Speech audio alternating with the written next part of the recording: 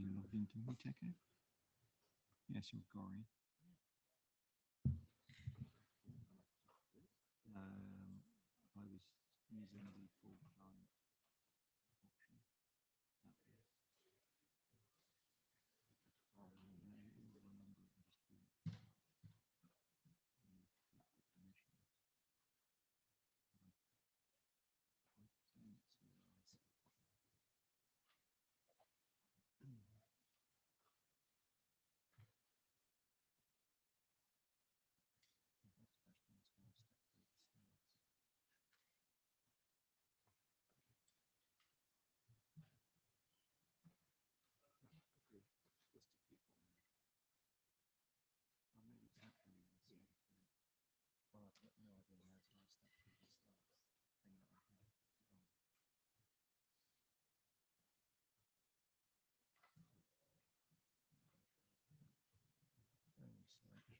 It's there.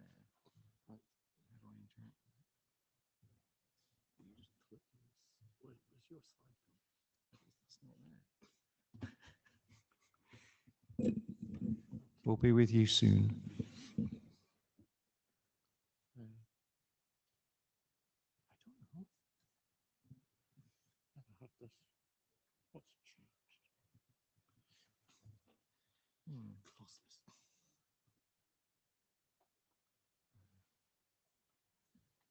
Where's the timer? Oh, there we go. No, you can do that. Yes. Okay, so this is the high performance one BOF. I think the Secretariat gave us a thumbs up there, but this BOF is meant to be about the high part of high performance, not the big part of performance. And we seem to have got a room which looks more like a pop stage or a big event stage. So excuse us while we get used to this. And the echo is pretty phenomenal here. Is mine the same? Yes. Okay, I'm Gori. I'm one of the BOF chairs for this session.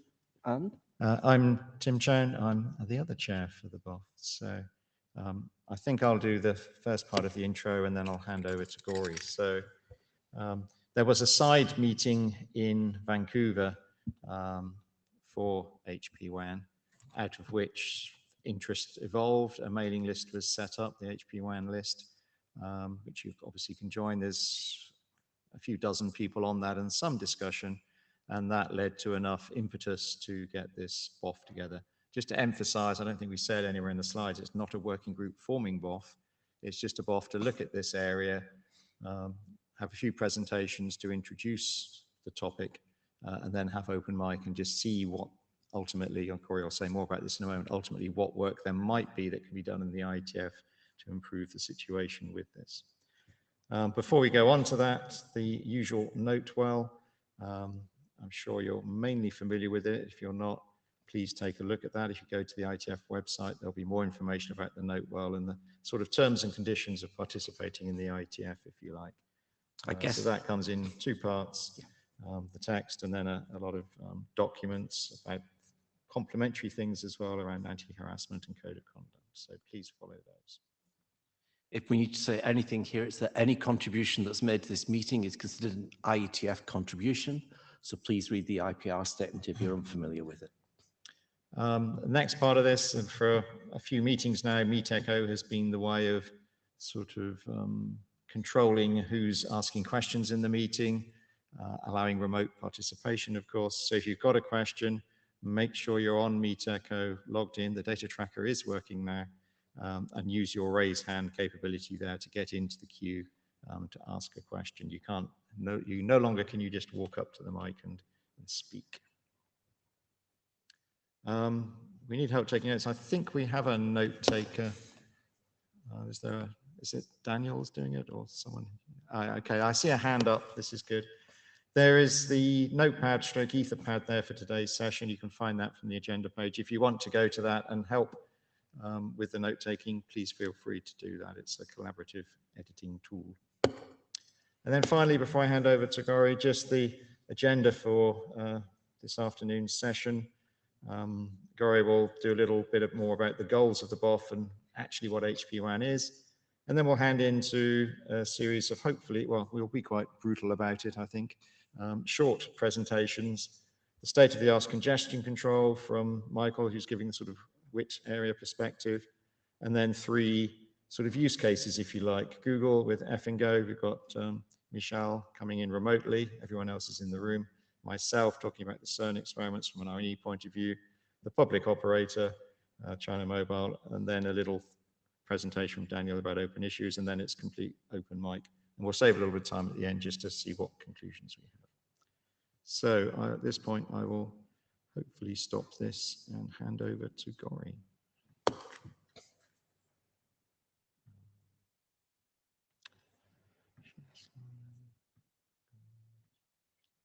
we go.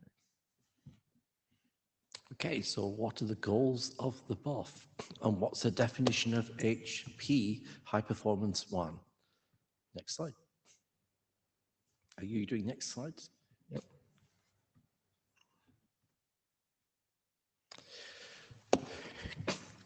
So we could have any definition we like, but we need a starting definition. So the starting definition is taken from the draft listed at the top of the slide. So high performance wide area networks are WANs that are engineered to meet the stringent demands of high speed, low latency, and ultra high volume applications. They are used in environments such as research, academia, and large scale data processing. These networks must efficiently handle high throughput transmissions, particularly for large transactions, optimize the available bandwidth, and ensure resilience, often where minimizing latency is critical. So we're going to use this as the working definition, at least for the first half of this BOF. If you have comments on this definition, save that for the second half of the BOF.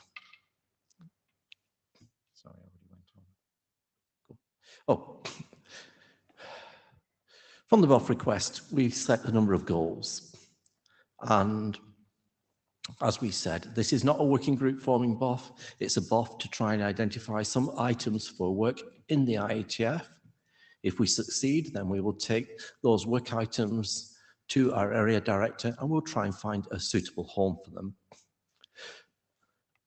The goal of the BOF is to discuss the key use cases and existing transport-related techniques currently used for localized high-performance computing scenarios, really to identify limitations, identify the gaps, identify any gaps in existing WIT transport mechanisms. And the focus has to be in this session on transport issues. I appreciate there are operational issues, routing issues, maybe other issues, but we'd like to focus just on the transport part because that's a way of narrowing the scope for the particular BOF. Let's go. Next slide. Topics to explore. We'd love to hear what works well, what does not. Do we have enough information to form a valid assessment for the HPWAN scenarios? And are there gaps preventing better HPWAN performance?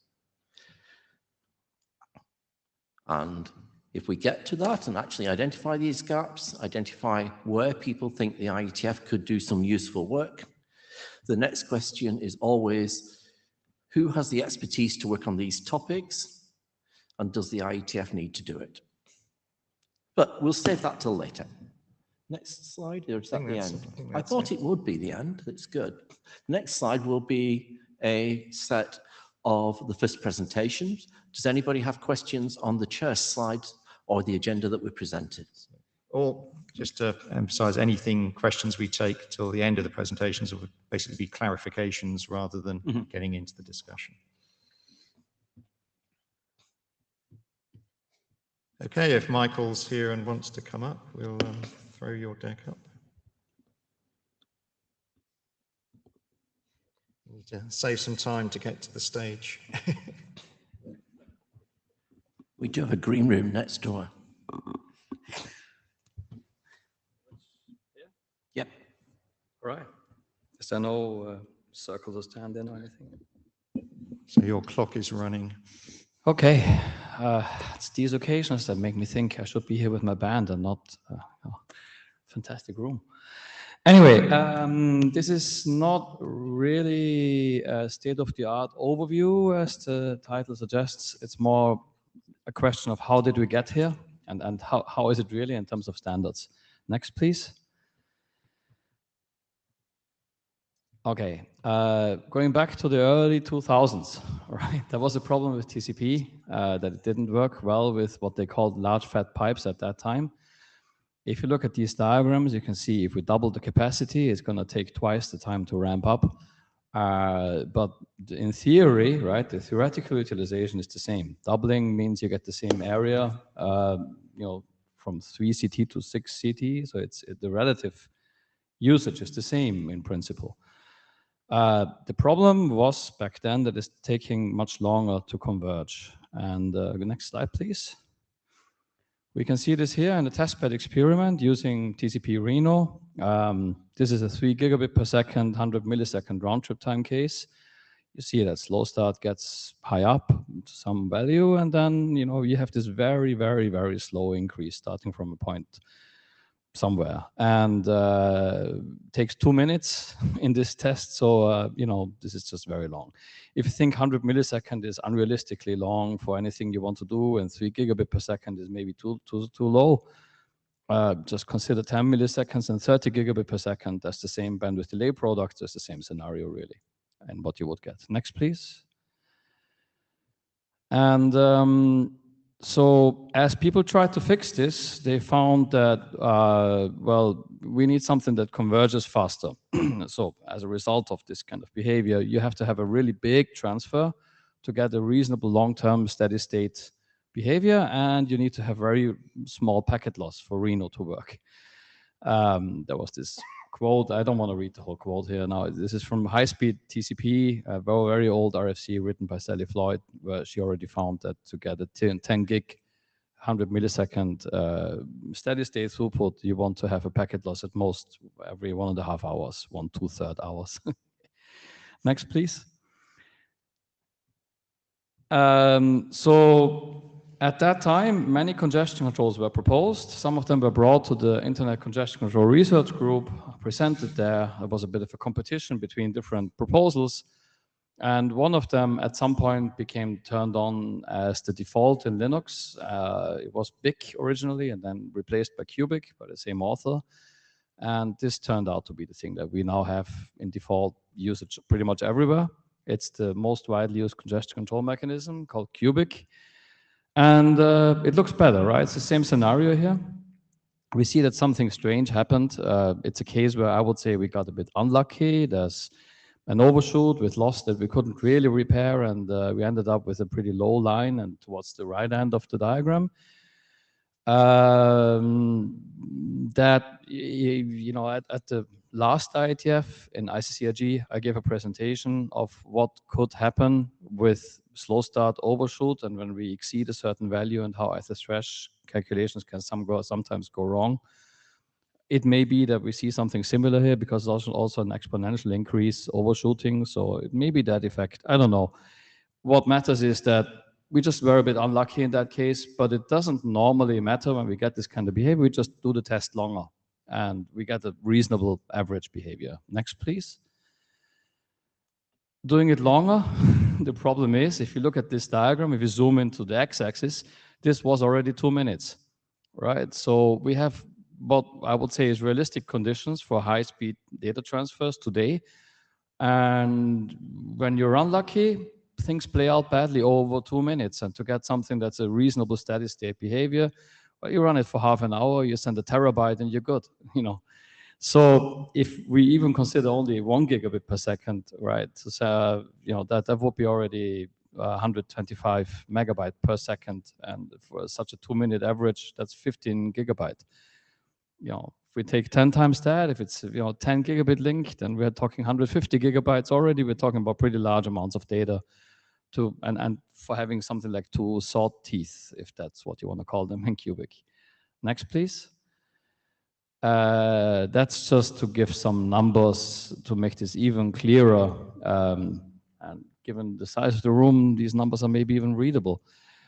You know, the point is every line here is a second long. So we had 1 second where we were sending with 104 kilobit, 116 kilobit, 447 kilobits. So pretty low values, right? And then this is just an excerpt from the previous plot. So at some point after a minute or so, we get up to 2.2 gigabit, which isn't really the 3 gigabit that we actually have, right? So the whole thing basically really just doesn't work. That's my point here.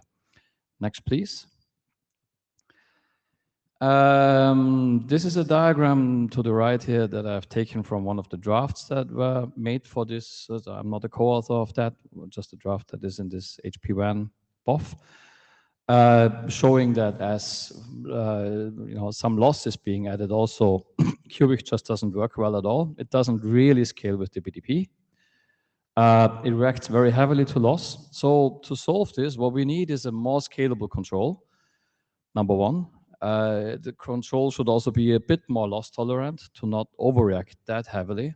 And to work on the public internet, it should also be backwards compatible to, you know, not push everything else aside. So for instance, have a reasonable fairness against Cubic. BBR is a mechanism that is trying to do all these things. Now, BBR has become pretty complex. It's still unfinished. We have gone through version 1, 2, 3. I'm not here to criticize it. I'm just saying it's a complex system. It's not easy to fix. It's trying to do all these things, right? Part of the complexity is probably because combining item 2 and 3 here is particularly hard. Trying to be more loss tolerant, yet being backwards compatible. To me, it's an open question whether this group here has to do that, if this is really a need, or if it wouldn't be possible to segregate traffic somehow. Next slide, please. So already my conclusion, Cubic, as it turns out, really isn't very good for HPWAN. It's not the only congestion control algorithm under the sun. There were many made. This was not a state-of-the-art overview, right? If you would do one, if you would really dig into what's out there, there are tons of mechanisms. Now people are using reinforcement learning, all kinds of things to make new congestion controls. Cubic is popular because it's become the default. It's been used. It has shown its worth. And is reasonably downwards compatible to Reno, which is what was the bar at that time. Dropping this requirement of compatibility, we could use many others. There are many out there. We could just test them. We could evaluate them. We could tune them. It's probably not impossible to find something that would work. So my conclusion would be that if there's no need to be internet compatible, like somewhat fair to Cubic, then it's probably just a matter of evaluating what's out there, testing things and tuning them. If we have to be internet compatible, if this is really for the public internet with large data transfers, well, maybe you want to contribute to the ongoing work of BBR and help make it better, or create something new, which I would call research. That's my 2 cents. Okay, thank you, Michael, for finishing within the allocated time. We have one question. Can we keep questions as clarification questions on the talk? Go ahead. Okay, Daniel Huang, ZTE, and I'm wondering what kind of extra information, I mean, feedback information from network would help the host, the transport to utilize and to increase the windows, the sending window regulation, something like that. Because from your presentation, both BBR and Cubic seems to reach a ceiling point. So what if there's the extra feedback information from network would help it to increase, help address the problems from HPWAN use cases. So are you suggesting explicit signaling?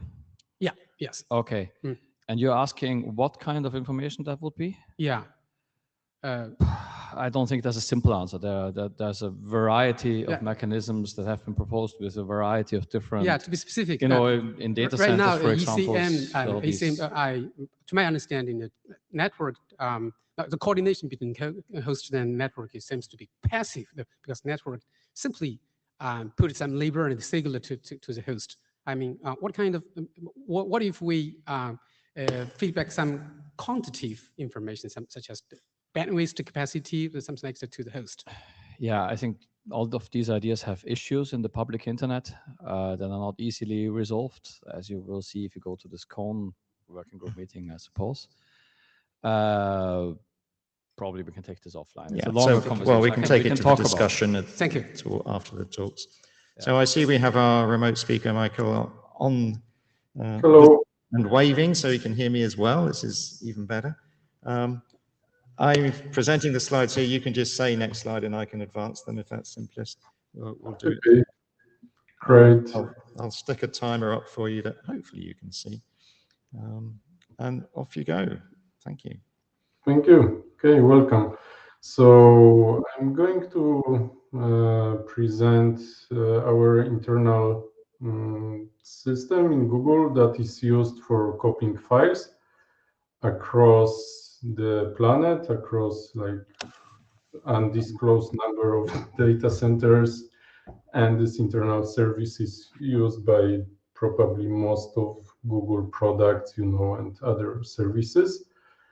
And the full paper you can access online, like it was released in August this year at SIGCOMM conference. Next slide, please. Okay, so basic context setting and the question like in Google, so how to copy files in these circumstances that system is dynamic, meaning data centers turn-ups happen during the year, and some changes are like weekly changes. The link prices of network are various depending on the particular continent, country to country, and so on. And then we've got way many heterogeneous resources that are stressed every time with spikes at different data centers, and also like the paradigm of copying from data center 1 to data center B should be that we're not including any other like data centers and other clusters in a copy tree, meaning the failure domain is at the data center level. And from the user perspective, such a service has to give some guarantees on the throughput and has to keep its SLO. Next slide, please. Okay, so this dynamic infrastructure, it's like many clusters. Our storage system is distributed, and users can store their files at a particular cluster, or they can store files at some kind of abstraction of clusters like cloud regions and so on. And we want to create, next slide, please. During the copies, we want to create the optimal route, considering the cost of transport of this data. Next slide, please.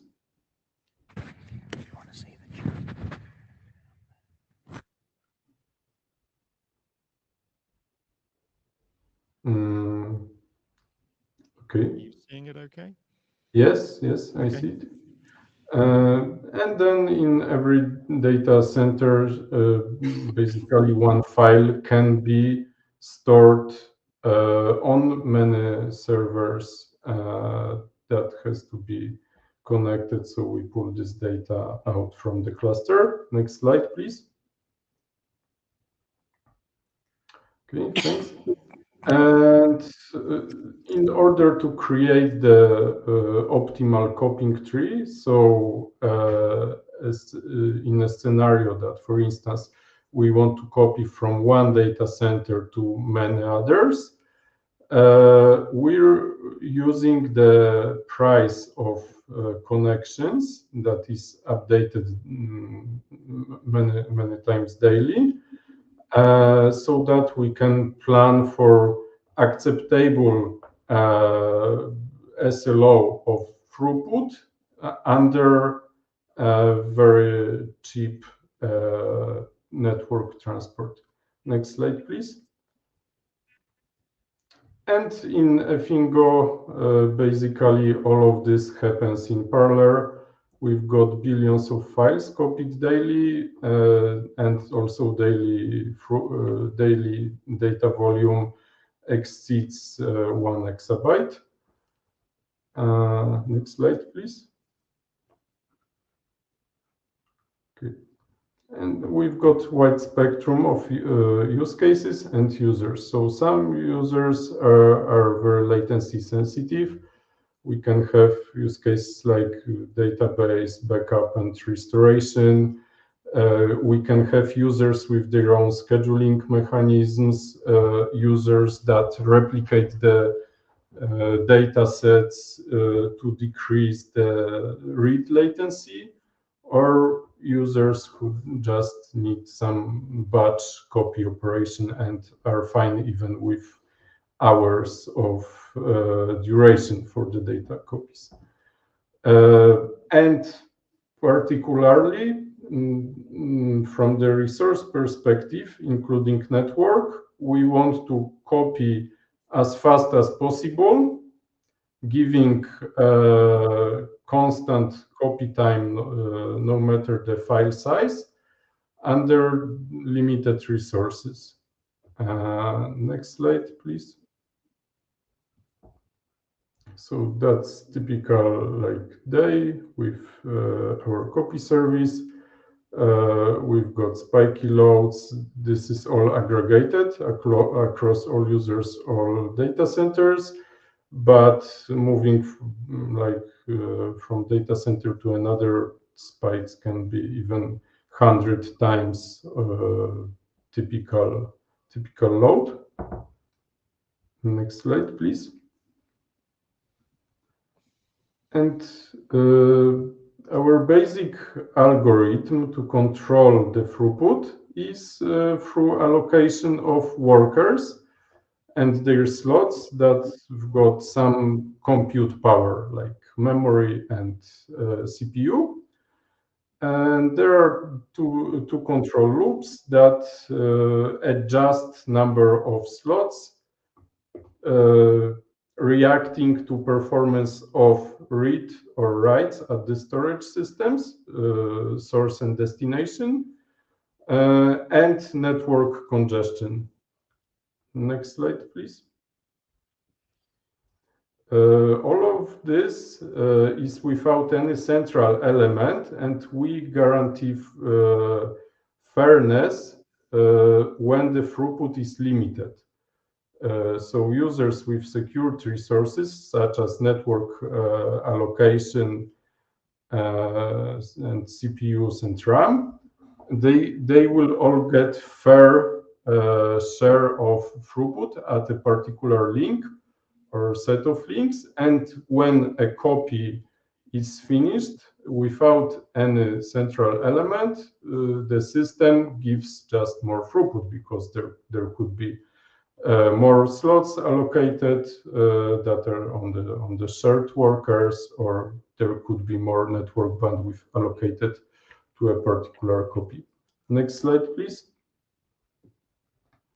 Here's another slide showing fairness and stable throughput when the throughput share is changed in an experiment with 2 sources and 2 destinations. And next slide, please. And to sum up this short presentation, so a Fingo allows to orchestrate and copy files in distributed storage system with distributed network without any central element. So all of this is decentralized, and failure domain is a particular cluster that is source or destination in a copy or alternative source. It deals with massive scale with competing priorities at the user level or inside the same user or some multi-tenant users, and deals with dynamic changes, heterogeneity of resources, all the data in rest or in move compliance requirements. Thank you. Okay, thank you very much. We've got time for any clarification questions on that. If not, then I'll. Do we have one? I was just wondering if Spencer's question might be useful just to ask. Can we ask a question generally? You mentioned latency sensitive. That's intriguing when you're moving big chunks of data. Can you expand on what you mean by latency sensitive? Yes. So in the case of a Fingo that is focused on copying files, for us, the most latency sensitive users are these who expect copy to be finished within 5 or 15 minutes. It's not the system designed yet to like stream files, for instance. Yeah, understood. So you have some latency constraint, but it's not like fine timing like you might have for a media codec. No, it's not a system for like continuous data streaming, although that could be our direction to handle sub-second latencies. There is overhead on the start now.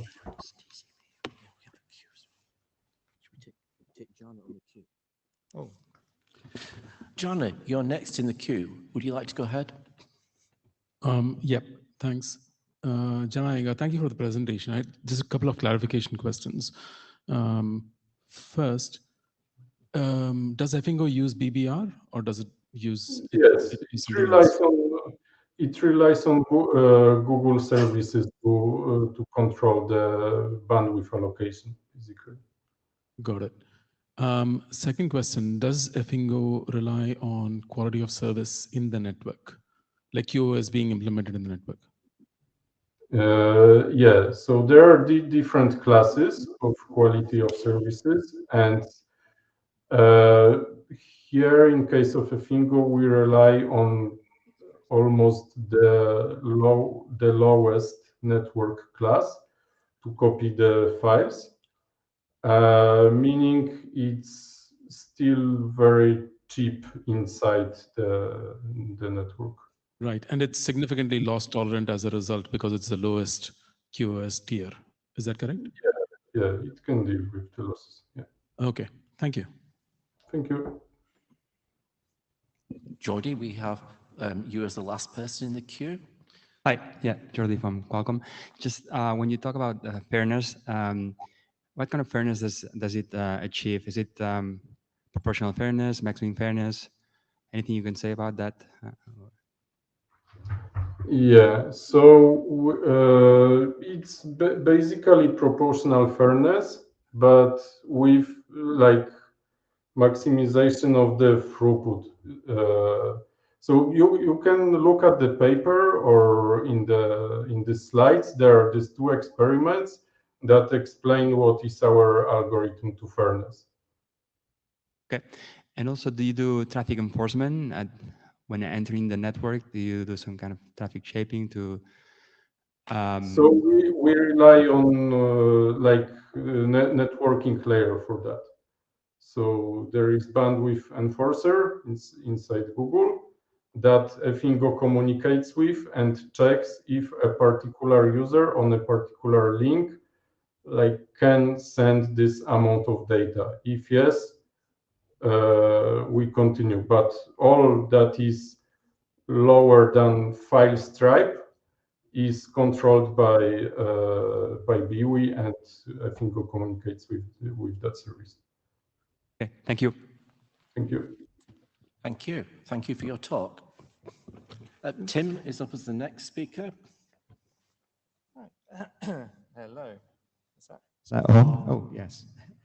So, hi, I'm here to just talk to you about the how large volumes of data are moved around in R&E networks, research and education networks, in particular the CERN experiments, which are driven from the Large Hadron Collider. Next slide.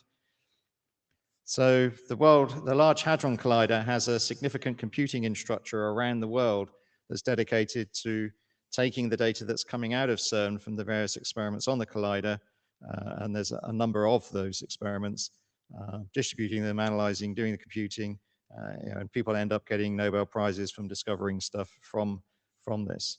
How is it organized? There's about 160 sites in over 40 countries. And there's a sort of a tiered hierarchy. It started off as a more strict hierarchy. Now it's much looser in that you can pull data from tier 1s and tier 2s if you want to. But from CERN, it goes to the tier 1s over a dedicated private optical network. So there's no shared infrastructure there. It's a dedicated infrastructure, the LHC optical private network. And generally there, the flows that happen, they're making very efficient use of those optical links. There's no real problem there as such.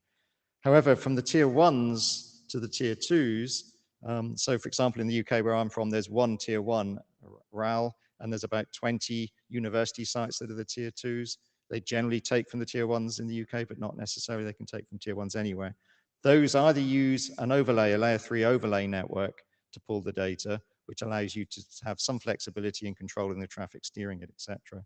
Or if they don't use LHC1, they will just take the data over the regular R&E network. And in both cases, that's shared infrastructure. That's sharing with other general users of R&E networks. So that's an important thing to bear in mind there.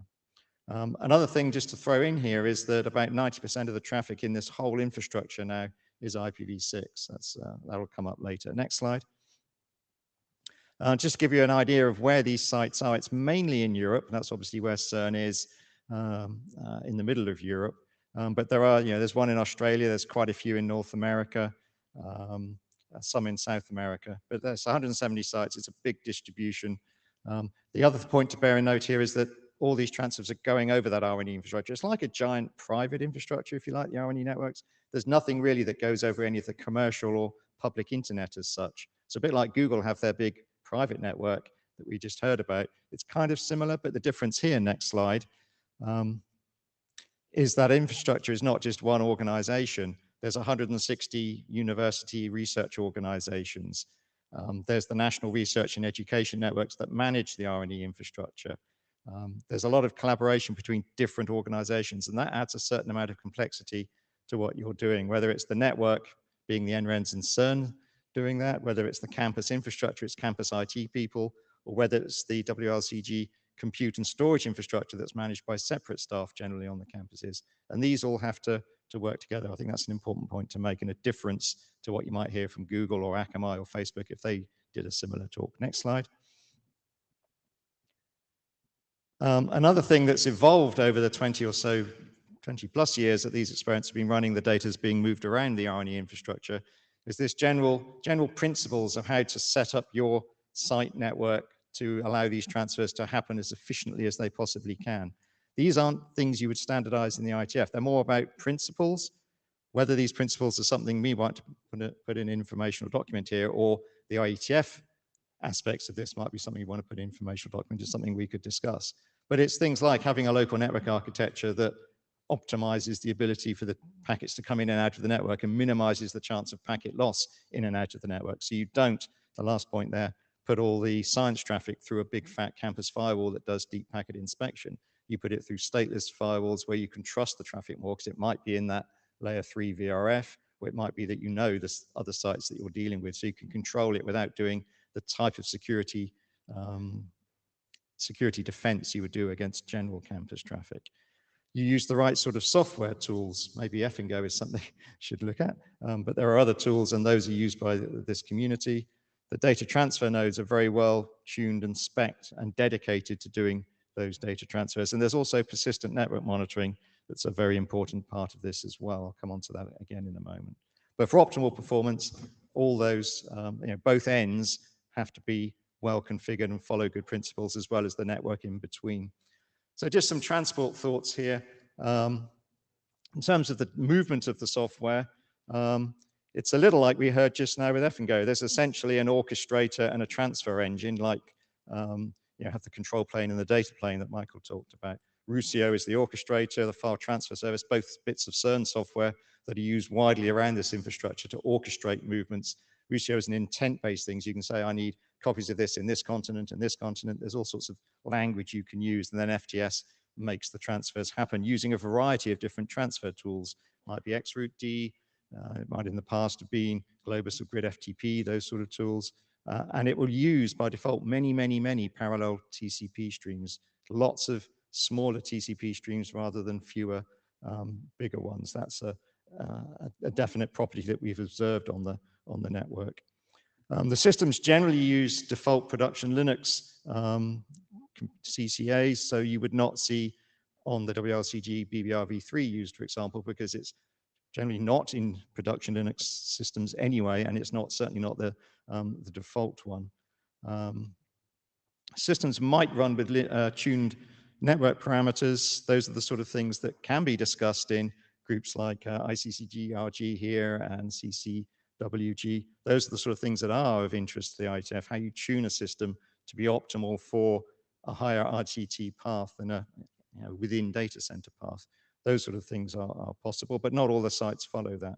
The heavy use of V6 is also important because if you want to do jumbo frames, and a number of the sites are starting to use 9000 MTU, you need to know that PMTU discovery is robust and reliable. Otherwise, that can cause problems.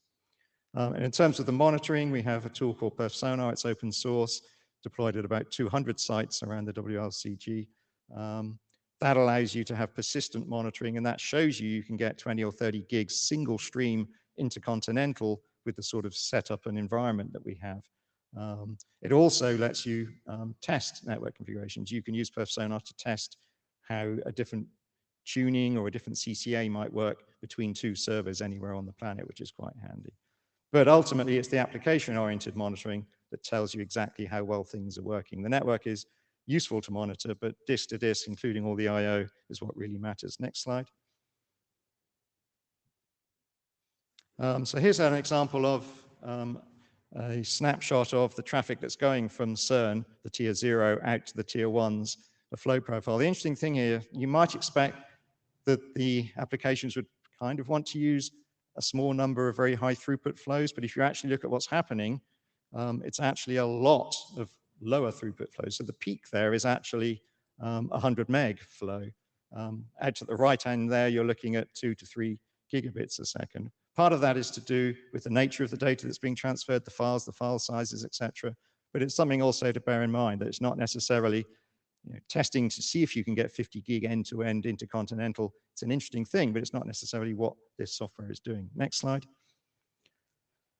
The future, the interesting thing here is that CERN is moving to a high luminosity phase at the Large Hadron Collider in 4 or 5 years. The volumes of data are going to go up at least an order of magnitude.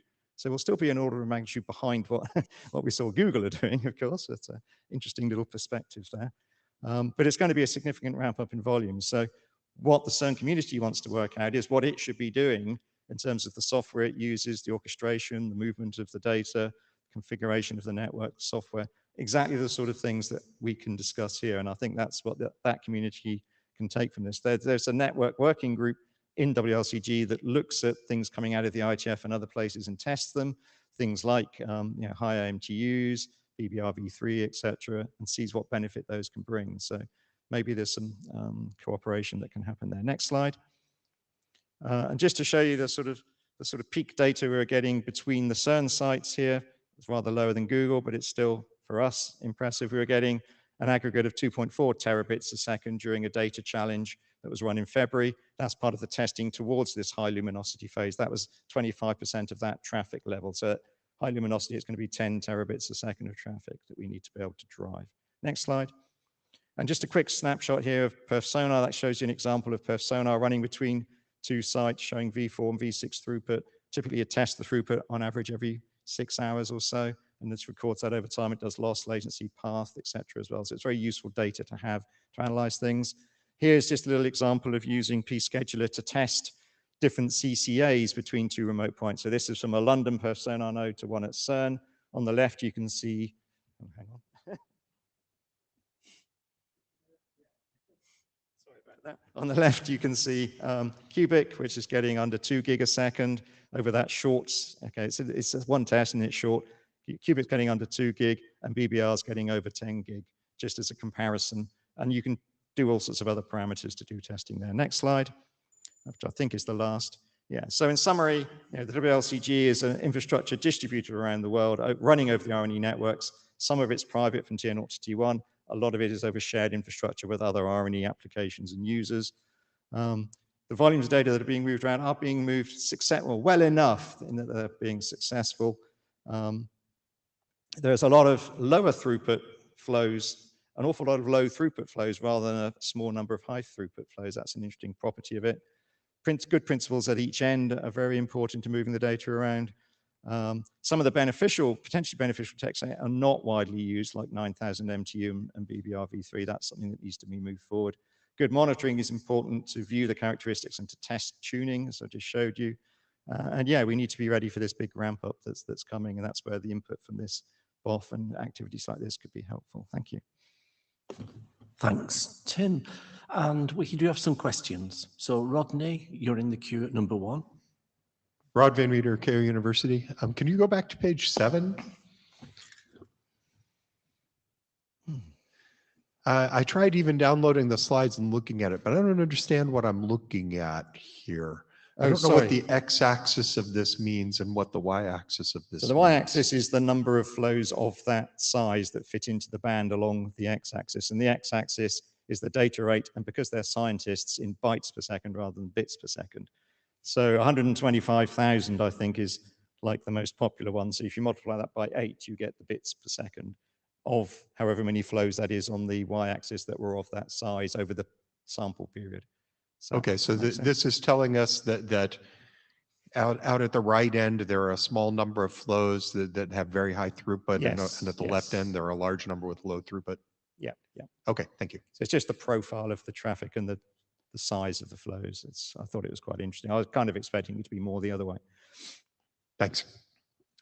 So Leisha asked a question about, is this kind of unicast traffic volume to one particular user of the data, or is this kind of like the data exiting, which is going to be redistributed to a number of unicast people who get multiple copies?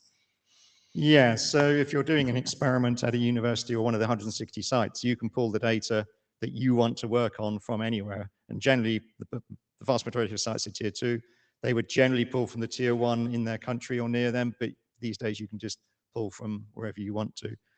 So it's not distributed in that way. It's generally pushed to the tier 1s, then the tier 2s kind of pull it on demand.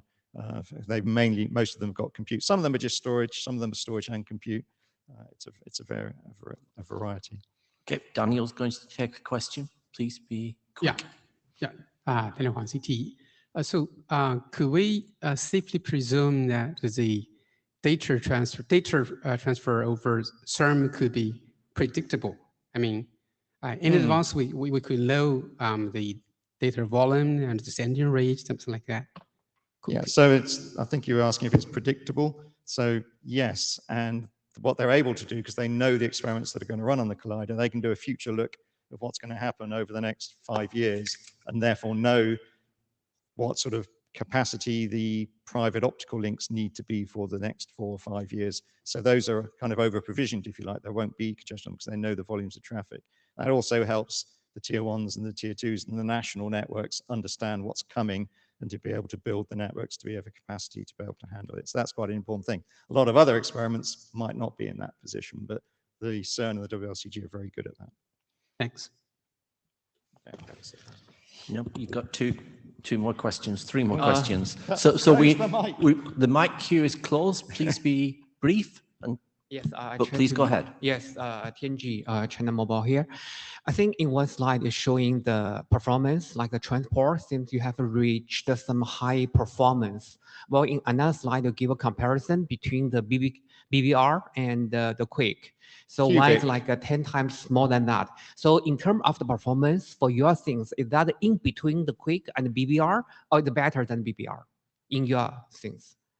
Sorry, so that slide was showing from London to CERN, the comparison, for just one test of 10 seconds, cubic CCA and the BBRv3 CCA, and BBRv3 was performing significantly better. It might be, I didn't have the data there, there's just a teeny little bit of loss, and that would be enough to throw Cubic right down while BBR still performs. It also doesn't show the effect on the other traffic on that link. BBR might be squashing a lot of it and Cubic less so. How about yours? I mean, it's like, I think you also in one slide say you got some good transport performance in one slide you're showing here.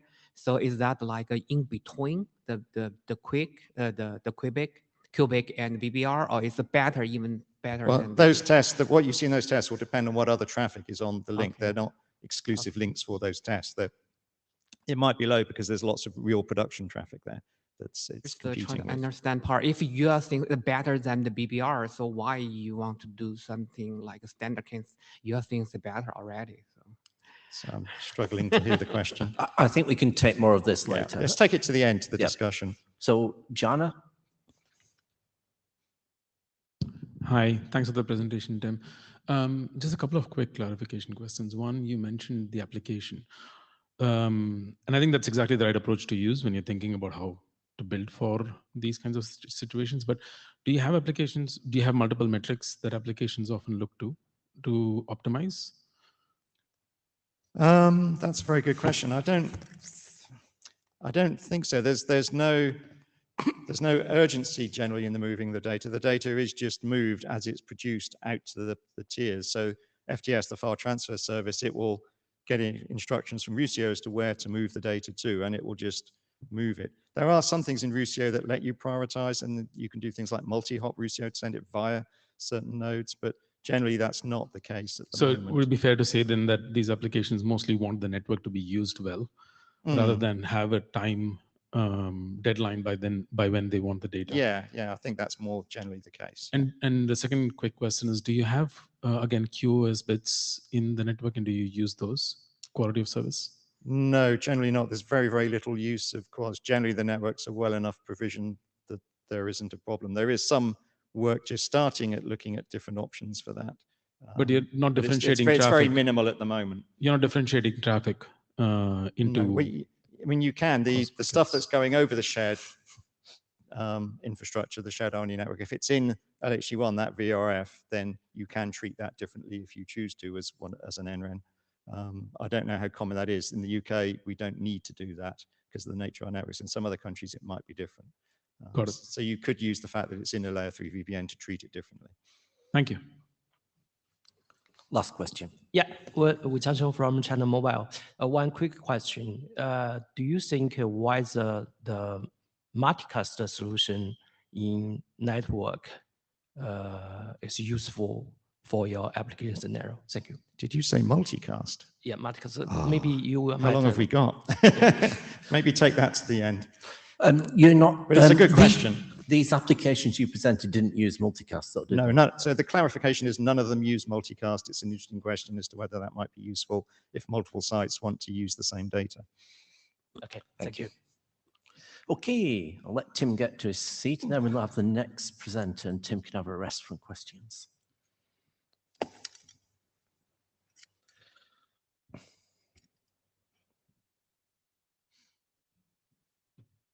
You come and get ready. Thank you. Yep. Use the mic. We'll advance the slides for you.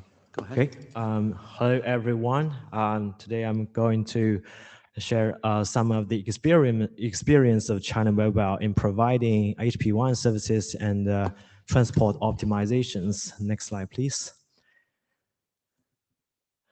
So as an service provider, operator, China Mobile provides two basic types of HPWAN services. So type 1 is faced towards home users and small enterprises. So in this type of service, it has bandwidth with SLA guarantee, but packet loss rate does not.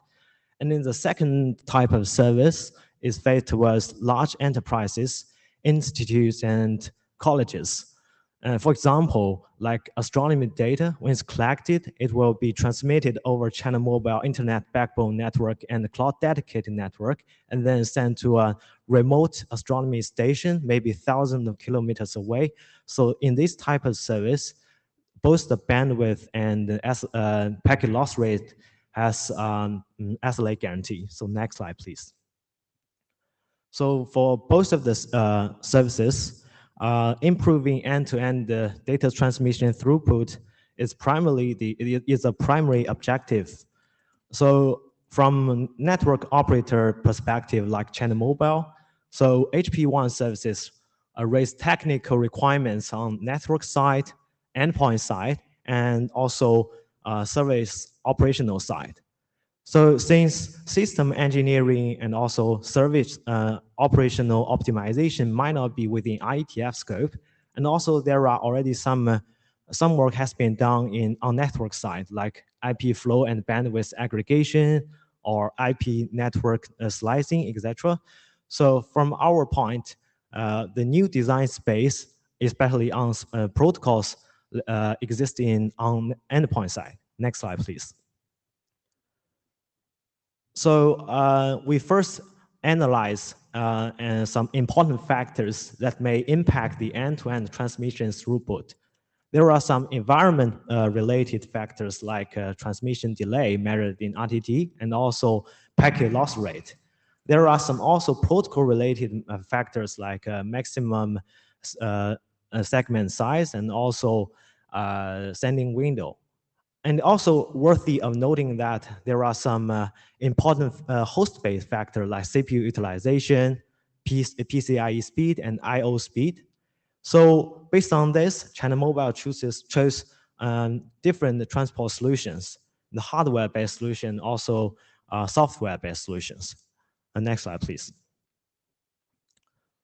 So we have done some detailed experiments and also analysis on different transport solutions and show the results here. So for software-based solutions, we have chose TCP and QUIC with the state-of-the-art congestion control algorithms like BBR-V1 and Cubic, just as mentioned in previous talk. And also for hardware-based solutions, we chose a modified Rocky V2 here. Please know that Rocky V2 is not an IETF standard. We just want to show its applicability in improving the quality of HPWAN services here. So from the tables listed here, we see that the software-based solutions, its performance has bottleneck in end-to-end throughput, and it's because of CPU overhead. And for hardware-based solutions, it had better performance. So next slide, please. So maybe that RDMA over 1 is promising in the upcoming future. So let's revisit RDMA over 1 in the past 20 years in both inside IETF and outside IETF. So from the early 2002, when RDDP working group was formed, a series of IWAR protocol suite was published. And then until 2017, the industry has supported 100 gigabyte IWAR network adapter. But in recent years, IWAR gains less attention and service providers not to choose use IWAR. Why? Because IWAR is because of its bad performance and the complexity in offloading TCP to network adapter. So here are some evidence from the paper published in 2007 in Supercomputing Conference. It has showed 3 different methods in offloading IWAR onto the NIC, and none of these offload modes are performing well in throughput performance. So why IETF should care about RDMA over 1 today? So because HPWAN is an internet and enterprise network service, and also because IETF standard IWARP does not perform well in throughput performance. Next slide, please. So today's meeting, BOF meeting, does not, the position of the meeting is not going to the details of the solutions, but I will give some very basic new requirements on RDMA over 1. Primarily, it lays in the lightweight and consensus transport layer. Here we may need some congestion control and read control and also reliability to modify these mechanisms. So next slide, please. So to sum up, so in the upcoming future, and there's an industry trend that you can see in the right side of the figure that the network bandwidth is speeding up and reaching 400 gigabytes and beyond. While on the other hand, that the CPU performance growth rate has been saturated. So that means that in the near future, the CPU overhead will become the bottleneck for improving the end-to-end and throughput of the data transmission. On the other hand, that there are some technology advances in data center network like the design RDMA, new RDMA transport offloading mechanisms, and they say that the technologies are becoming ready.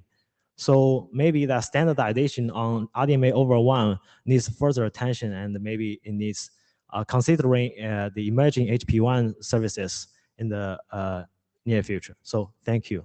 Any questions? Yeah, thank you. Thanks. Do we have questions on this aspect of the problem? Would anyone like to come to the mic? Yeah, John, if you come to the mic, that'd be great. Hi, thank you. Just a very quick question for clarification. The Rocky V2, is that a reliable protocol? And if not, I mean, is that one of the contributors to the lower throughput for IWARP, and how would that affect the design that you're proposing? Thanks. Sorry, please. I beg your pardon. Sorry. Can you repeat your questions? So IWARP, I understand, is a reliable protocol Yes. using TCP, while the Rocky is not. Yes. And so if the proposal that you have here is also going to use a reliable mechanism, yes, how would that affect the throughput, or as you? Yes, so that will be some going to the details of how you can design this new reliable RDMA over WAN. So as I mentioned that the TCP has its nature in reliable transmission, but it has also has complexity in offloading. But while Rocky V2, as you mentioned, is not reliable, it needs some further assistance from network side. For example, losslessness. So for the new RDMA over WAN, it also should have reliability embedded in its protocol. So it needs that we need to dedicated design of congestion mechanisms and also some reliability mechanisms. And so, but we need a more lightweight and concise way to offload this RDMA. Thank you. I'll ask you offline for more details. Thank you. Thank you. Yeah, and we have one question, which is, should we be looking at RDMA over WAN or Rocky V2 over WAN? Would you like to talk about the difference between looking at Rocky V2 versus RDMA? Yes, since that there might be people that are maybe not so familiar with Rocky V2 and RDMA, because it's not a very hot topic in IETF. Rocky V2 has it is originated from the other SDO, InfiniBand Trade Association. It primarily focused on data center networking. It also has 20 years history. So, and I think it's not open source, right? So maybe, simply migrating a Rocky V2 in IETF maybe not adopted. So maybe not an IETF work. But RDMA over WAN is a new topic, and maybe it needs like dedicated design on the new transport layer. So it is a difference. Thank you. Thank you for answering that. Okay, I think we're ready for the next speaker. Thank you ever so much. So this is the last talk we'll have before we go to open questions.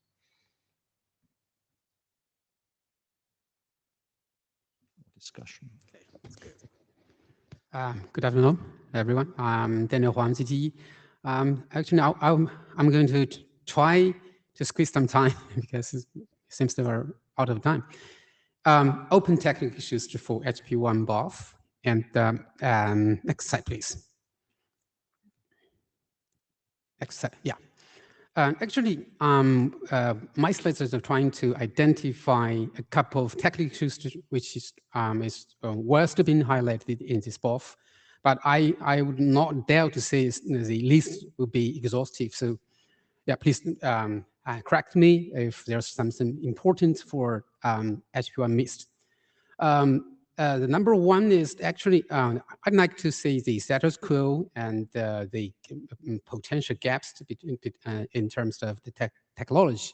The first one is per flow control, congestion control, which is the current mechanisms in place for the internet network, and versus to the multi-flow coordination. Because when it comes to WAN, we would presume that there's multiple type of services coexisting in the network. So number two is the reactive action versus the preemptive intervention, because when we're talking about the HPWAN use cases, there's always the huge elephant flows involved. So preemptive interventions would be critically important for the throughput performance. The number three is the qualitative versus the quantitative feedback, as I raised the question for Michael.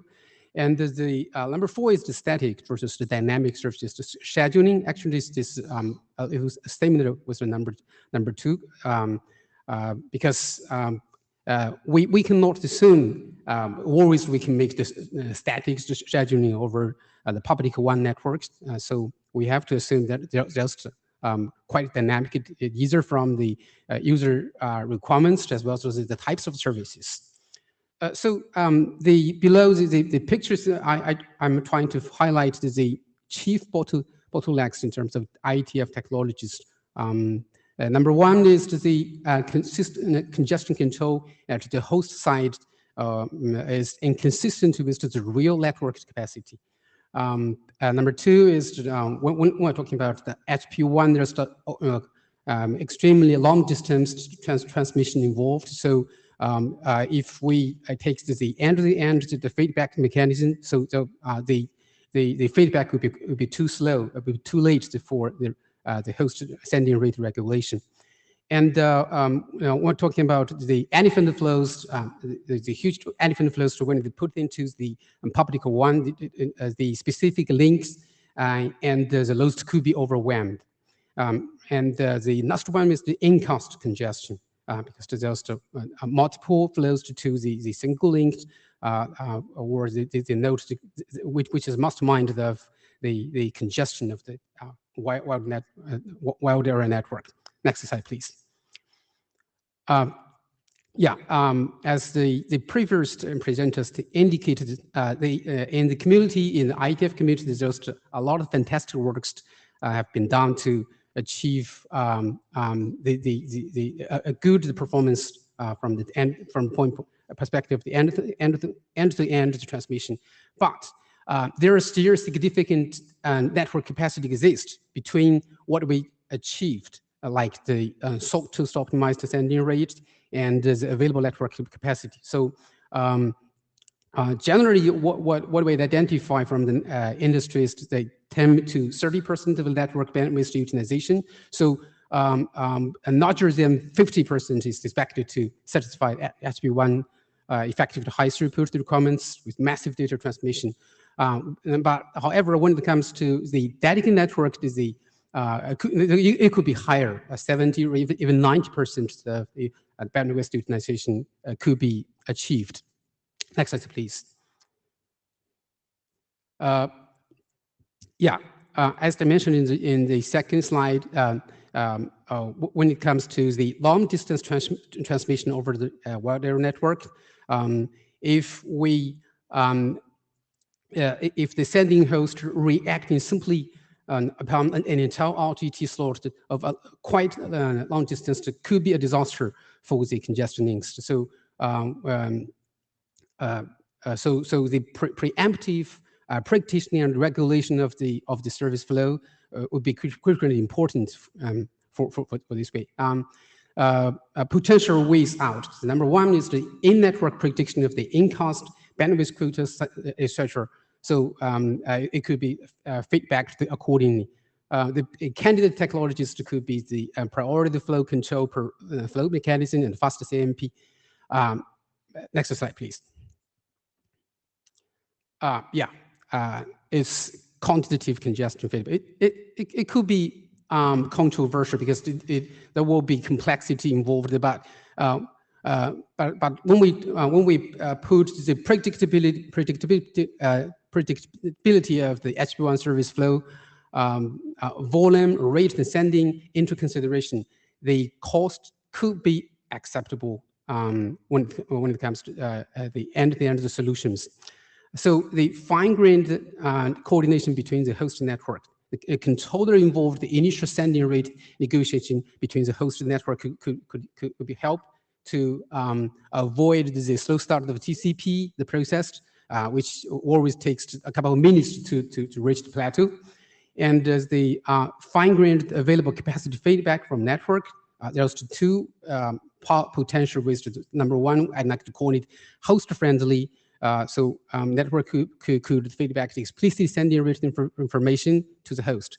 And the unfriendly host-friendly is raw metadata and feedback in which the existing congestion control algorithm could be updated, or a totally new congestion control algorithms should be created. Next slide, please. You've got 3 minutes. Yeah, okay. Yeah, node balance. For the anything flows, it has to get the node balance involved to avoid the congestion. So guaranteed the multi-pass node balancing. The flow splitting could happen at both host and network. When it comes to host splitting, the cross subflow QoS consistency guarantee and the bottleneck effects could ruin the overall performance. The network splitting on top of the number one, reordering will be needed on this scenario, which seems scary for one. No. Next slide, please. Next slide. Yeah. In-cost. Unregulated in-cost traffic in one is the mastermind of congestions, particularly the HP1 in-cost traffic. What HP1 flows faces in one is the topology is quite complex and volatile, and multiple services fighting each other with the limited resources. So when it comes to HP1 use cases, as I said, is always predictable. So it's possible and worthy to regulate the HP1 in-cost traffic. So here's the question. I personally, I like to give the answer as yes. Is coordination needed with the underlay?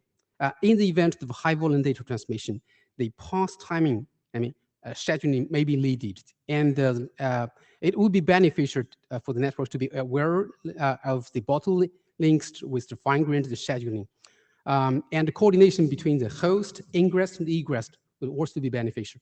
So, this could be a routing and error discussion. We will have a set meeting time later in this week. Next slide. I believe it's the end of my slide. Thank you. Could I take a quick clarification question on what you mean by coordination? Are you talking about something like RSVP or some method to set up a path and to give it resources? Or are you talking about something completely different? Yeah, when we're talking about the coordination between the host and network, what I mean is the extra mechanisms of the feedback, congestion feedback from network to the host. So you're not talking about capacity allocation or classification of the traffic, but just feedback on congestion? Yeah. Okay. Yeah. Any other questions? We have one in the queue. Is that someone local or remote? Hey, Liu, you're on. There you are. Yes, Pony from China Mobile. So 2 points. One is that we have 4 use cases in our BOF, but I'm not clear that if the 4 use cases can be solved in one direction or there will be some differences. So I think in this part, it will be better to clarify the relationship between use case and your solution issues. That is the first one point. And the second one is maybe about your slide 5, I think. Yeah, slide 5. Yes, one question is about the fine-grained coordination between host and network. I think not all the use cases in the first part require these functions or solutions. So what do you think about it? Firstly, actually, my slides is not about solution. I simply trying to identify the technical issues, not always the, any solution specific. Yeah, and yes, I agree. There's not every use cases needs the requirements of the coordination between host and network. Yeah, but generally from our drafts to fundamental drafts to the coordination between the host and network do exist. Okay, so I think that we have some use cases we should find the similarity and don't be so wide scope, you know. Just a comment. Okay, thank you. Thank you. Can I ask which specific areas do you wish to work on? Because that is kind of my next slide. If you're saying you want to slim it down, do you have an idea about which one of these for you personally is the one where you think work should be done first? If you want to, other people if they want to. We're going to go back to the topics to be explored, and we're going to try and develop a discussion about what happens next. Thank you ever so much for your talk. You're off the hook for the moment, but please come and help answer questions if we need them. Yeah. Fine. Yeah. Okay. So have we missed something in our overview of high volume data movement around WANs, which is important to consider? Is there other people who want to bring up something on the floor or a comment about the topic of high volume data movement?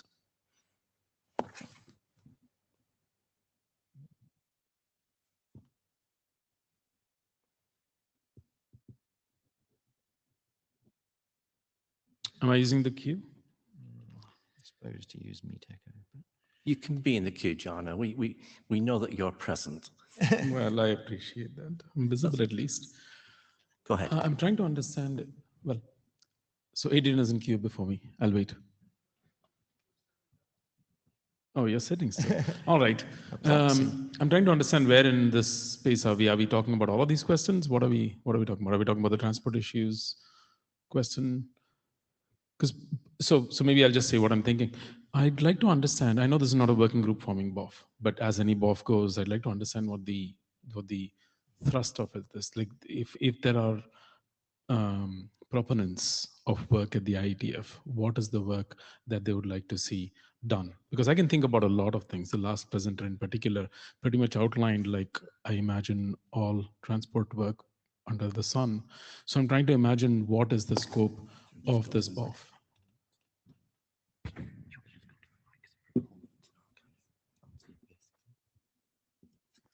So I guess the first part of the question is, why is this being done here?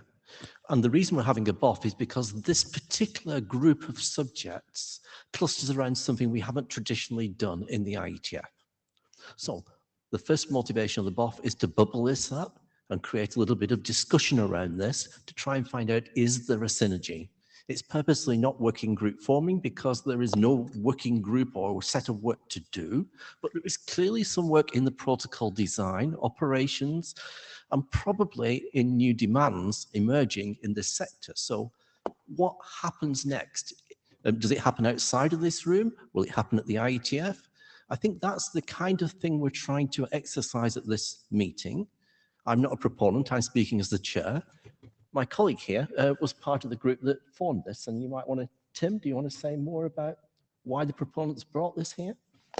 Yeah, as I said at the start, there was a side meeting at Vancouver to raise the issues of moving large volumes of data around over WAN. That led to the formation of the mail list. There was some good discussion on the mail list about what we would like to be able to do, and from that came the BOF. And I think I would just echo, what Gori says. In my own personal view, as someone that helps operate the UK's National Research and education network, we want to be able to support more optimal, more effective use of large data transfers over our infrastructure. So anything that can help with that is a good thing. Some of those things are just principles you can follow, as I showed. Some of them are things that the IETF can help with, like making PMTUD more reliable, for example, or having congestion control algorithms that are more effective in the presence of loss, but not necessarily too aggressive, which we don't really have yet. So I'll go ahead. Go. I mean, okay. As a shepherding idea, I'm coming in here. So I think, Tim, you explain it, like why the proponents wants it. And what I would like to add, what on top of what Chair's adding, is like the goal of this work, this BOF, is to actually focus on transport protocol issues. So basically, this is why basically I want to know at the end of this BOF, like, okay, is this something that we can solve, or we can solve and do something?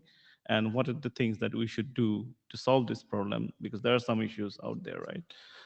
They're trying to transfer data with a high-performing networking and all these things. So what's the transport protocol bits of it that you can work in IETF? So that would be my goal. So I mean, this is what I actually expect from this BOF. Okay. Thank you for the introduction. Jana, do you want to carry on at the mic with just one question? Because we now have a lovely queue of people talking on this subject. We've got 6 people in the queue now. So I'm putting myself at the tail of the queue. Okay, just do that. So please go ahead, Adrian. Adrian Farrell. I was struck by something that Daniel said that I'm not sure I heard in either Tim or Michael's pictures on what they do, and that was very long distances. And I think very long distance actually really translates to high end-to-end latency. And I presume what the problem there is that a transport transmit window can find itself fully in flight. And that's what puts the incentive on larger MTU, although I'm not sure that a 9K MTU really makes that much difference. Maybe not. Maybe larger MTU is driven by less processing per packet, as in you send fewer packets. So yeah, but lots of data in flight is certainly something that's in scope. Right. Now, so I wondered why I presume I didn't hear that from Tim, because the UK is not famous for being a large country. Not anymore. So the comment from behind me was, "There's the empire thing." So I'm wondering whether that thing that Daniel raised, like the transmission latency, I understand it's in scope. I'm wondering whether it's part of the problem that people are looking at.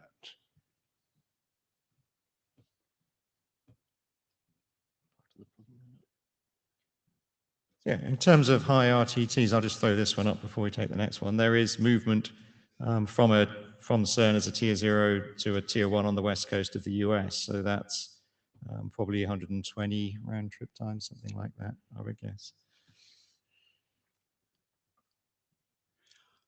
So hi, Brian Trammell. Thanks for the BOF. Thanks, Jonna, for the question, for sort of trying to frame it. I actually want to come up here and make more of a statement than a question. I think I have an opinion of something that would be a starting point for thinking about how to make some progress here. This problem space is famously of the type that we don't often do very well in the IETF, where it's 80% in one area, but super 10% in another area and 10% in the third area. That's very hard to coordinate sort of the expertise and the work. A very sort of strong commonality that I saw in the problem statements here was the problem of bulk data transfer, right? And with bulk data transfer, it's what we've done in the transport area for the last 40 something years is basically, here's a pipe, you can use it, right? We can maybe optimize it for certain types or certain applications above it, or for certain properties of the network below it, but it's here's a pipe. And for the large data transfer in both sort of like the FNGO case and in the CERN case, if I'm understanding it correctly, there's some application layer scheduling going on there as well, right? Like there's different sort of trade-offs between, hey, am I trying to maximize utilization of the network at this point in time versus am I trying to meet a deadline somewhere, right? Like, so these are things that we don't usually talk about in transport, but I think are very, very key to solving problems in this space. So like my suggestion, not as somebody with expertise in the space beyond helping to review, and I'm happy to do that, would be to focus on sort of that as the use case and on the interfaces up and down that would be necessary to make that important or make that work. Thanks. Okay, thank you. Yeah, I'll just quickly interject before the next one comes. There are other examples in the R&E space where moving the data, not the CERN case, but in other cases where moving smaller volumes of data but much more quickly is very important as well. So there's different types of cases. I think I'm saying choose one to start with. Because doing both at once in the same thing, like the ocean that we're boiling starts getting oceany. Yeah. Yeah, this is Wei Changcheng from China Mobile. So we just mentioned the scope. I have one question. For the transport layer protocol, I think some of them were defined in IETF, such as TCP, UDP, but some of them may not be defined in IETF, such as RDMA. I think some expert just mentioned. So, but as we discussed just now, maybe RDMA, something like that, is really important for HPWAN. Is that possible? We could also include such transport protocol like RDMA in our scope. If the people who develop RDMA specs are willing for us to make specs and would collaborate with us, and we have the right expertise here, then that's something that we could approach an AD on to work on.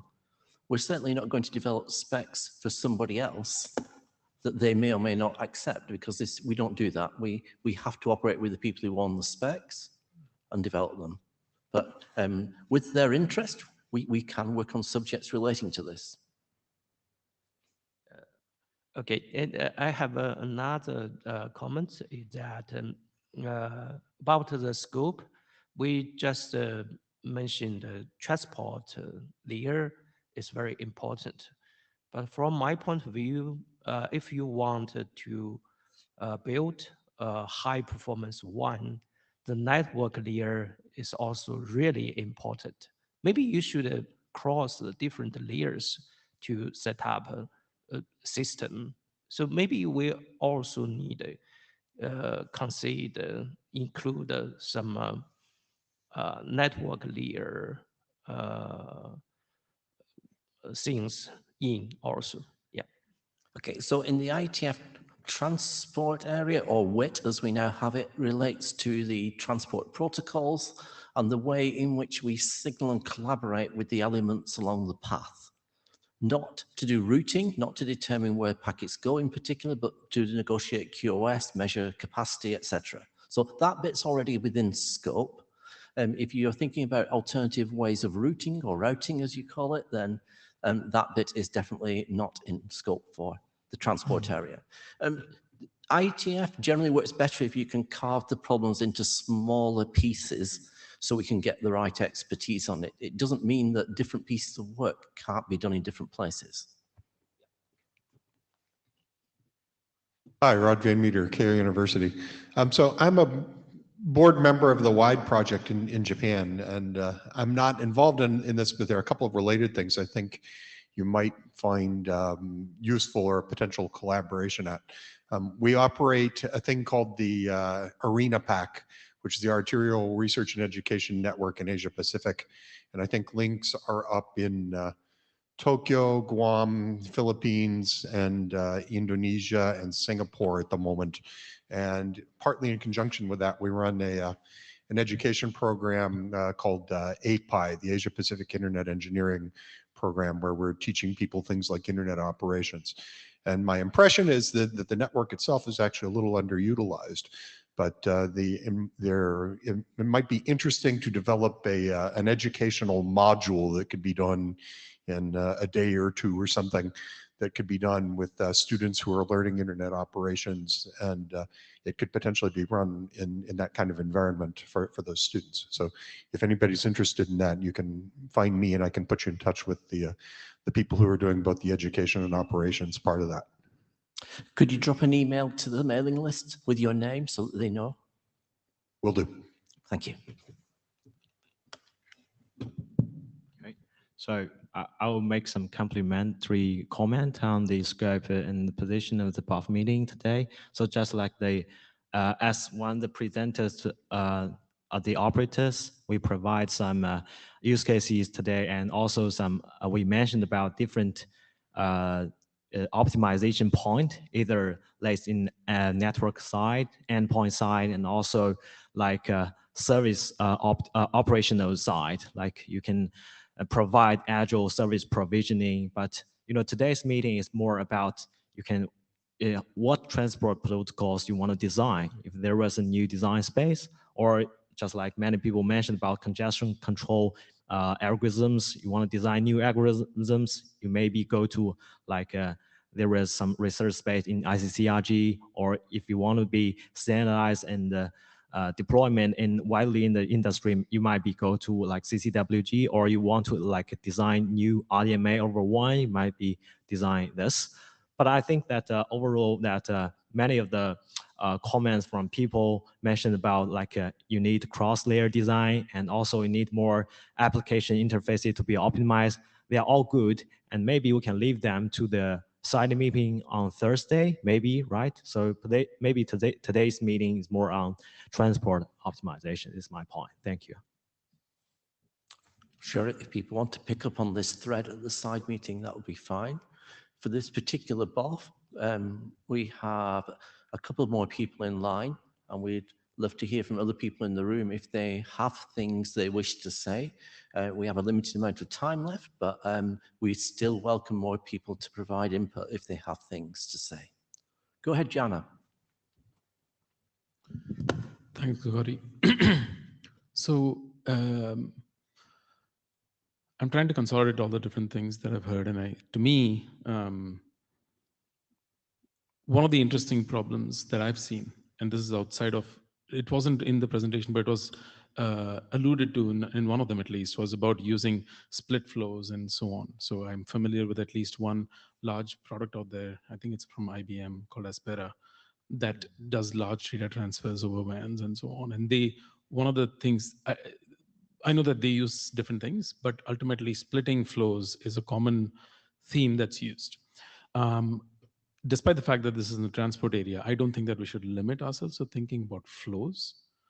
Multiple subflows can be a transport problem if we define them to be, right? Ultimately, the work that we are doing, the work we want to do, is in service of applications that want to use the network. However you choose to do that, the solution to be complete. So that's just one thing to keep in mind, that I would like to imagine that ultimately we are building these things for applications to use, and we are using the networks that are underneath us.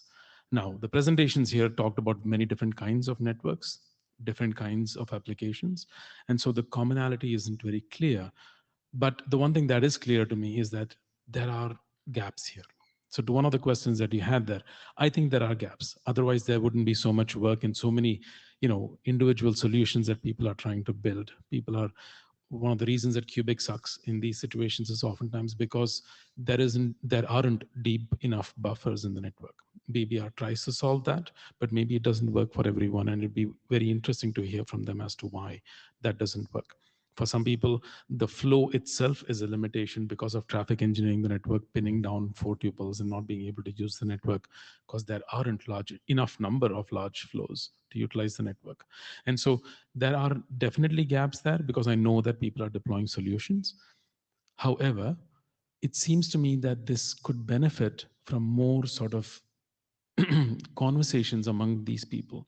If we can, as an IETF, as an organization, provide space for them to come together and have those conversations, and if concrete problems come out of there, I think that'd be very useful for the IETF to work on. In the meantime, one suggestion I have, and this is not to prescribe a solution, but to suggest that the ICCRG is a good space for this. However, it tends to be sort of, all over the place a little bit. But if a space could be created for more sort of just rumination and discussion among the practitioners to come together and discuss actually what they are facing and share with each other. Tim just figured that maybe he could try Fingo on his network, for example. So something like that. I mean, you should consider that carefully, because Fingo is centrally scheduled and various other things. However, people coming together and discussing these things is a useful thing, I think, and it could lead to more concrete work for us to take on. Thank you, John. And there's a few more pieces around the IETF I guess we could highlight, such as the PAN-RG, where we're talking about path awareness and selecting the path. So there are many things going on here which might play into this jigsaw puzzle of what we do next. I think that that's a good thing. And I did take the comment that maybe this is an area where we could gather more people together to see how to feel our way forward in this. Matt, do you have a comment on the high performance issues? Yes. First of all, I want to echo a lot of things that Jana said, but I want to start by talking about my own career. I describe my career as working on this problem for the last 34 years. And it's an overarching problem which turns out to focus your attention on a rotating set of sub-problems. And so I spent some time working on SAC. I've spent some time working on this and that and the other thing. And the point is of this BOF is to understand where the pain points are and focus attention on them. Because the IETF is so multi-threaded, I'm reluctant to use the word priority, because in fact, different groups of people might work on different problems at the same time. And but from my listening and in my own knowledge, there's still work to be done in MTU discovery and jumbograms, and there is a huge piece of unstarted work having to do with a richer notion, or replacing the IETF's notion of fairness with some notion of freedom of starvation and capacity allocation, which is based on business models, which is what BWE does. BWE, Bandwidth Enforcer, actually implements business models in the sharing algorithm. And these are two areas where the IETF, where the solutions form underpinnings for other things. The solutions might be standardizable, although BWE has got a lot of policy in it, and potentially could be used by, have multiple use cases for different groups and different things. And so but the point of this discussion is to focus our attention on the pain points, and richer capacity allocation than congestion control fairness is one that we have been neglecting. Thank you. Thank you, Matt.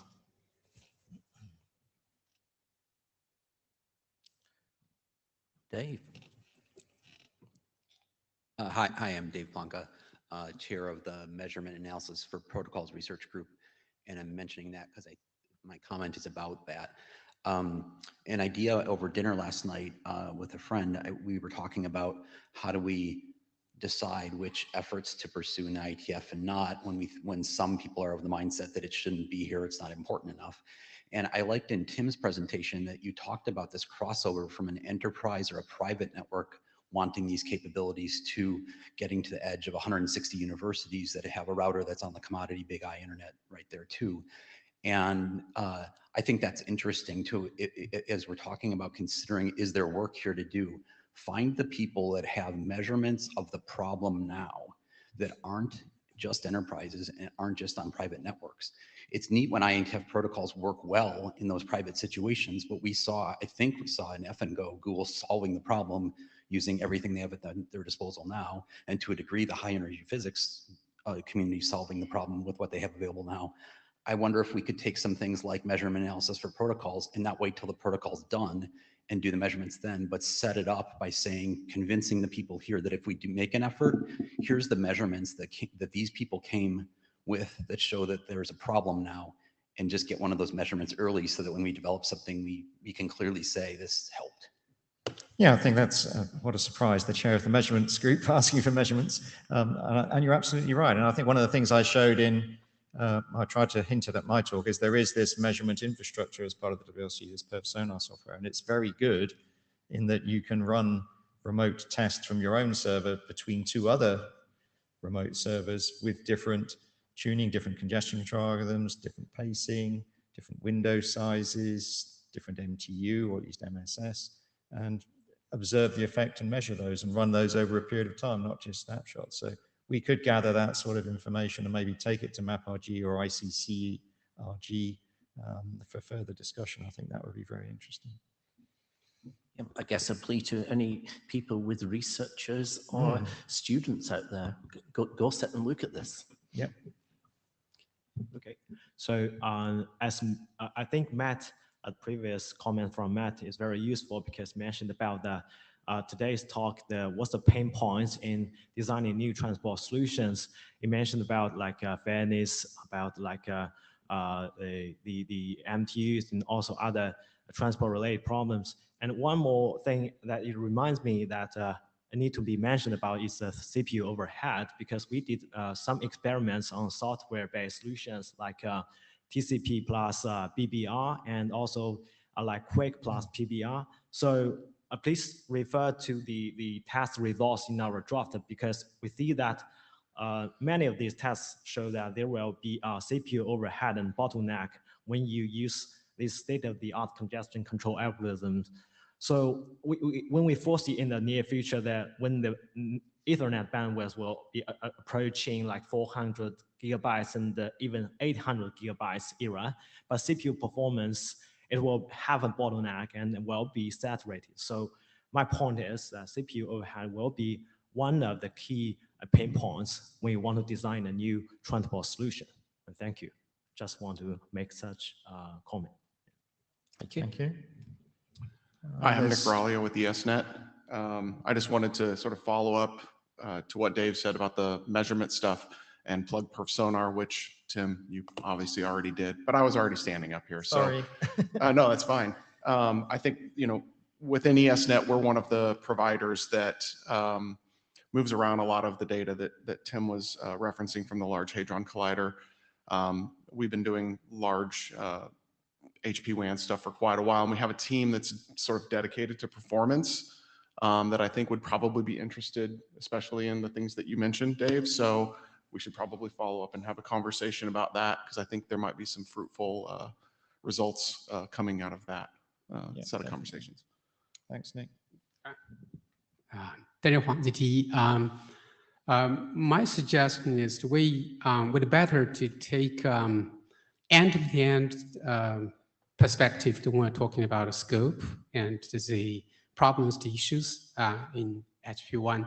I believe the use cases and state-of-the-art this implication in the slides for this BOF has indicates a roughly clear identification of the main bottlenecks with regard to the transmission throughput of HPWAN use cases. So majority of the problems will get the transport involved. So it's in the first place, it's the problem of transport. But as I mentioned in my slide, actually the network, there could be more or an active network involvement in the end-to-end the transmission mechanisms to increase the bandwidth utilization.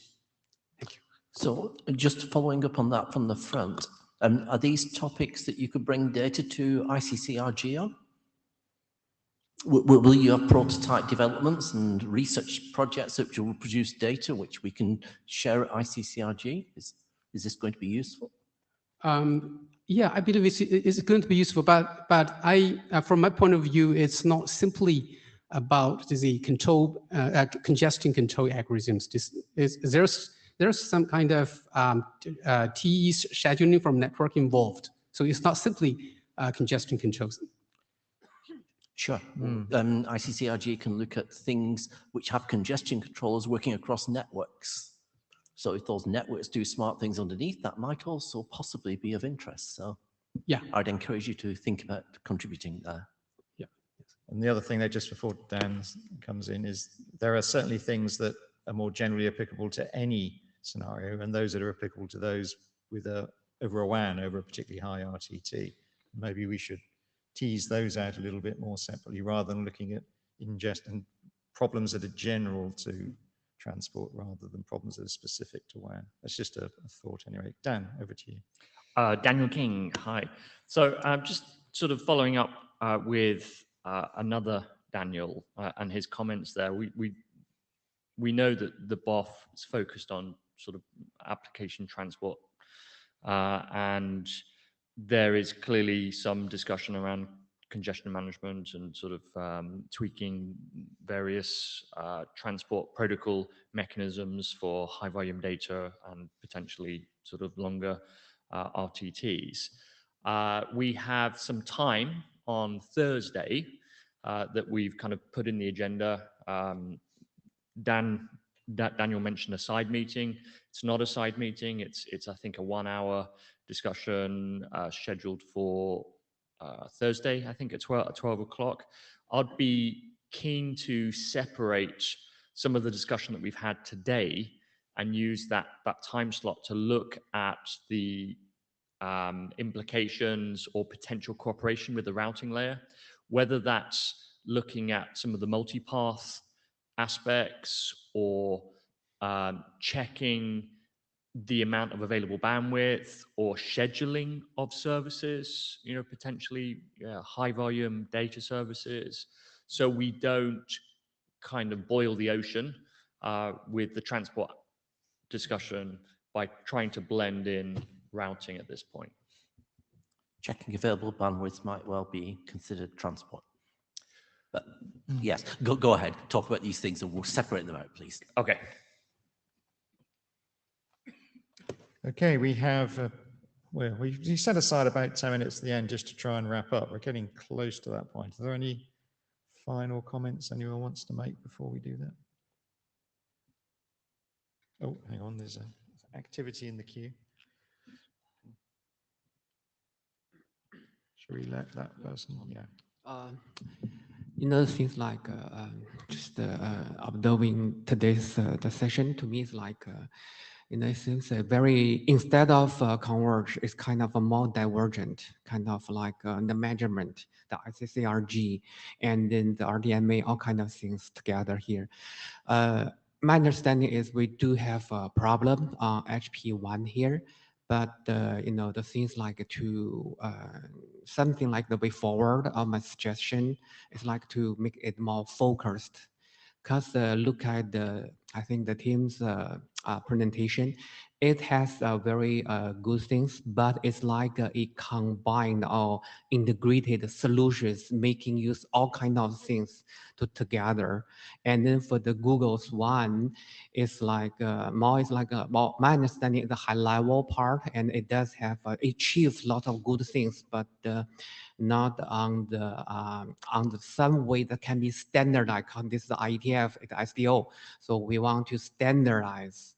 So open question or discussion from DTE. There are a lot of good questions, but still my understanding observation is kind of divergent, not like a converged part. But the RDMA things, I think at least it does give the like some requirement, performance, use case, and some suggestions. So it's like kind of focused on something. So, but to put everything together, so it's like I think it's next time if some to do the similar things to be make them more convergent. Thank you. Okay.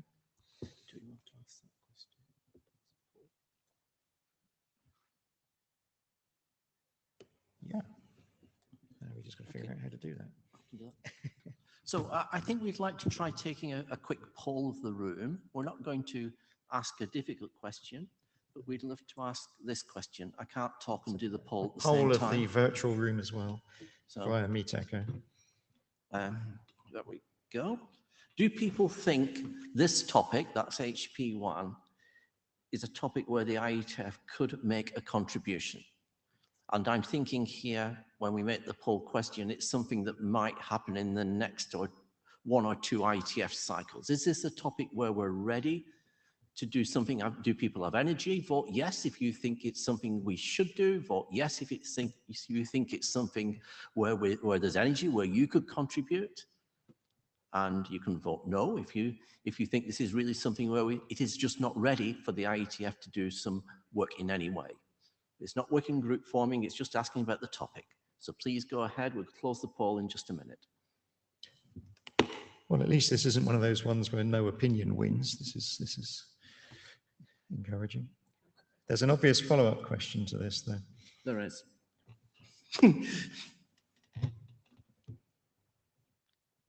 Yeah, I mean, we're stabilizing that's a useful data point. It helps us think whether we spent our time usefully today, and it also probably gives a point of synergy. If many people think this, then please talk to them. Do we want to try another question? Well, now we've worked out how to do it, we might as well indeed think of another one. Yeah, I mean, as I said earlier, from my point of view, what comes up in our area, there's at least two things. One is the more reliable PMTUD, where we're using IPv6 for like 90% plus of the time. And secondly, a congestion control algorithm that both accepts a little bit of loss, or works in the presence of a little bit of loss, but isn't as aggressive as BBRV anything is at the moment. I'm going to ask the more obvious question. Okay.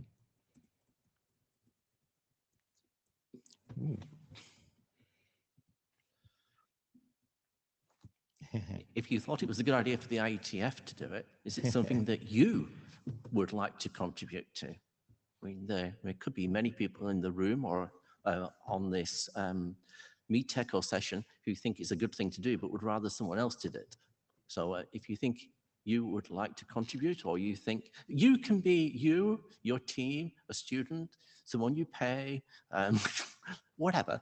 But if you think you as a person would like to spend time contributing, then say yes. I'm not sure we can ask anything else. No, it would be interesting to do a sort of a word cloud of where you think. Yeah, this yeah, would do. I know, I don't think this does use that. the mailing list for that one. Yeah, the mailing list, spam the list. Again, Okay. so I'll report back statistics just for the meeting proceedings. In the first questions, do you think this is a topic where the IETF could make a contribution? 49 people said yes, 11 said no, and a further 18 had no opinion. On the question, would you contribute to review work, do work, whatever, 36 people said yes, 24 people said no, and 17 again had no opinion. So that's helpful feedback. It doesn't solve anything, but it does indicate, at least to summarize what we've seen here, there is something in this space in which people feel that it would make a useful contribution to discuss further. We have an open mailing list. That's being used to a certain extent. It could be used more. Please do use it more. We'd need to talk to the area director after this meeting about what would be done in the IETF, whether there'd be another official BOF or not. But for the moment, I would encourage people to use that mailing list. Please think about writing something down in an internet draft. It's not expensive to make an internet draft and try and write about this subject. Bring it to the mailing list and talk about it. Internet drafts don't have to be complete. They can be on one very specific thing. Please do that, please use it. And please use that list to work out what it is we should do to take this forward. Oh, it's a heads up, Mike, how ever so convenient. Go ahead. Yes, but I didn't came here to really answer to you like what I think right now. So I think I'm missing one question that we could actually ask because we have time. It's about like, do we think there is a protocol related issues that we can contribute to or look to solve the HPWAN issues that we have discussed today? I think your questions was like more general. I understand people would like to work with this and contribute, but what about transport protocol related issues? I would like to get a view on that. Okay. It's a question I will ask. I have done. Do you think there is a transport-related issue that ought to be worked upon? Please respond in the poll. In case you're worrying, we're not going to do a further set of polls about which specific transport topic, but we just like to know kind of like, is this a transport thing or is this not a transport thing? So please make sure you contribute to the poll and we'll get a few more people responding, but we're seeing a fairly good indication of this. I think in the last 3 or 4, maybe a little bit more years, we've seen a focus on intra-DC transfer and transport. And this is more like a, well, hey, there's also this wider area issue as well that we'd like to look at more. And the IETF has been adapting to where data center methods might fit in. So maybe that is part of that debate. But that's a good topic to take up on the list. Well, we have a poll. I'm going to terminate the poll in just a few seconds.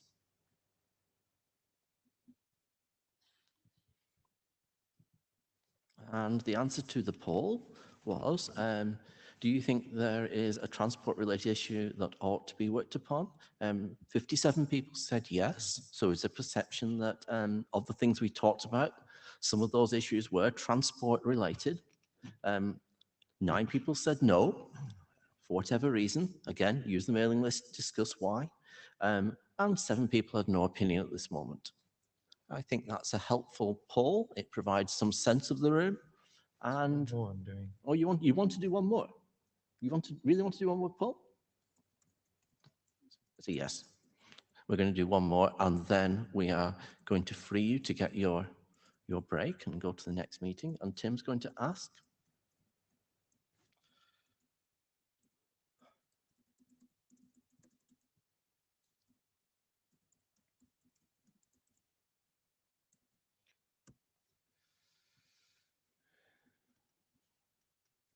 So this is just to get a feel for whether people think this can be done in the existing working groups and RG, or is there any need for anything new that we should be looking at in the future? Obviously not now, because this isn't a working group forming BOF, but can everything that people think needs to be done in the transport area be done in the existing groups? It does look like people think that's the case. I think that's useful to... We don't care. Just try and answer the question. We are not going to stop you having your break because we're going to refine this question. Oh, yes is for the... Yes is which? What? Oh, the yes is can the work be done in existing groups? Answer yes if they can be done in existing groups. Sorry, groups. that was a really badly written question. Forget the second part. Can it be done in existing groups? Yeah, I'm an idiot. Thank you. Yeah, also you don't want to create a new area, right? You like maybe a new group, but not a new area, I hope. And not area was a really bad word as well. So apart from those 2 things, it's a good question. But I think we've got a fairly clear answer from that people, at least at this stage, think we can take these issues we think can be done to existing groups. Plus maybe map RG, as Dave already has said. Yeah, and there are other groups as well. But even if we say that, I think the most important thing is please use the mailing list that we've set up for this BOF to discuss that and think about it and bring other people together, because if we align on this, it would be so much easier to take that work forward in whatever form it takes. Good. Thank you ever so much for being here. Yes, we've had a great time. Hope you had too. I was going to say, please remember to sign the blue sheet, but you don't do that anymore, do you? You don't? You should have... Please log into Meet Echo if you haven't, is probably the equivalent. Okay. Right, thank you. Goodbye. Now